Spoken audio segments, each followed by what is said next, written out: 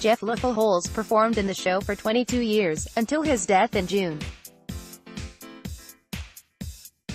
Mark Newman via AP. Jeremy Daniel. How bad was the rehearsal that some say caused Jeff Loeffelholz, the longtime standby at Chicago, to kill himself?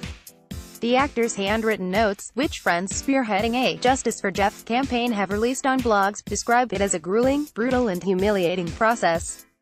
Loeffelholz stood by for the role of Mary Sunshine, the newspaper columnist who's always played by a man in drag. Walter Bobby, the show's director, allegedly complained that Loeffelholz was being too draggy, while Leslie Stiffelman, the show's musical director, reportedly chastised him for singing the wrong notes. The actor's notes say they made him sing the song "A Little Bit of Good" several times, but were never satisfied. A few days later, on June 29, Loeffelholz was found dead. But some members of the Chicago company find it hard to believe that a rough rehearsal was the only factor in his suicide. Production sources say Bobby was indeed frustrated with Loeffelholz's performance, but that he didn't scream at him and made him sing the song twice, not 5 times, as Loeffelholz claimed. Bobby's frustration, sources say, was that the actor's voice, after 22 years, had changed, and he no longer sang that song with the power he once brought to it. They also say Bobby suggested it was time for Loeffelholz to move on, something that's usually handled by producers.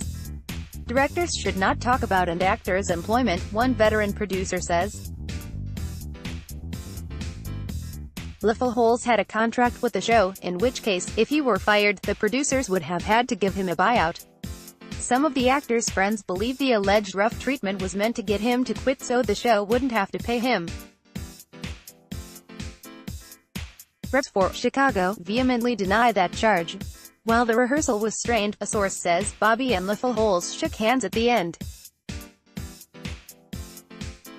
There was nothing that happened that would lead anyone to think Jeff would go home and kill himself, the source says. Bobby has declined to comment beyond saying, "I am saddened by Jeff's tragic passing, for him and for his family." Chicago producers Fran and Barry Weisler have hired lawyer Jed Burstein to investigate the death. But Burstein claims Actors Equity has stymied his probe by ordering cast members not to cooperate. Equity, meanwhile, is conducting its own investigation. Producers watching from the sidelines don't think the scandal will hurt the box office. Chicago grossed $660,000 last week, well above its break-even point, and is on track to have a healthy summer. Even so, some believe the Weislers should dispel the cloud as fast as they can. Do they need to throw someone under the bus? One producer says. Probably. But do it quickly. Bobby is well liked. He's smart, jolly and quick with a quip. Like many directors, he can be tough, but he's not Jerome Robbins, for God's sake, says one actor who's worked with Bobby. Robbins, the legendary director of West Side Story and Gypsy, had a reputation for humiliating actors and dancers until they cracked. He couldn't get away with such behavior today.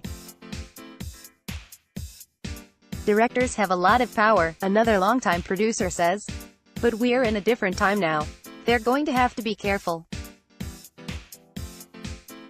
Yelling and screaming don't cut it anymore. And forget about sleeping with anyone in the show, which has been going on since the Oresteia premiered in Athens in 458 BC. That showbiz tradition is on the way out. You can hear Michael Riedel every weekday morning on Len Berman and Michael Riedel in the Morning on 710 WOR Radio.